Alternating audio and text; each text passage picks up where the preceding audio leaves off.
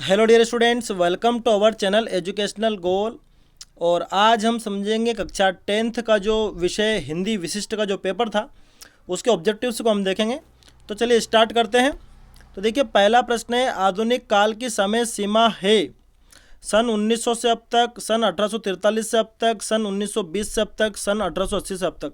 तो इसका सही आंसर रहेगा ख वाला, 1843 से अब तक। अगला प्रश्न है, द्विवेदी युग का महाकाव्य है तो क्या है? परिप्रवास है। श्री कृष्ण के माथे पर लगे टीके की तुलना किससे की गई है? तो रवि से की गई है। ठीक है।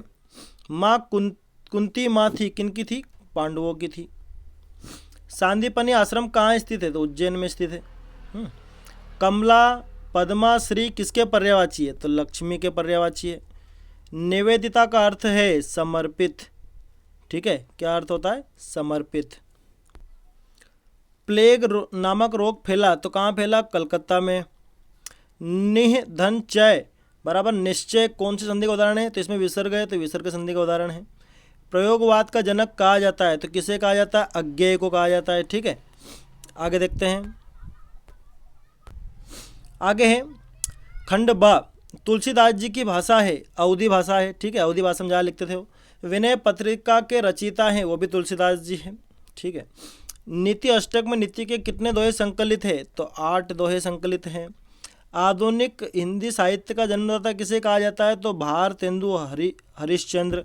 ठीक है। आम्रकूट शब्द का संबोधन है अमरकंटक से है।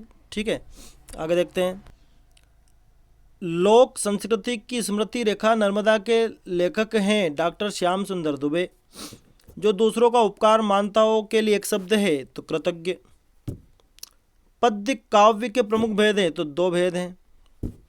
पृथ्वीराज रासो है तो क्या है? महाकाव्य है। नर्मदा का जन्म हुआ अमरकंटक में हुआ। ठीक है। मैं और मेरा देश नामक पाठ की कौन सी विधा है? तो ये क्या है? निबंध है। ठीक है। कन्हैयालाल मिश्र प्रभाकर जी थे, क्या थे? गांधीवादी थे। वीर रस का स्थायी भाव क्या है? तो उत्साह है। आगे देखते हैं।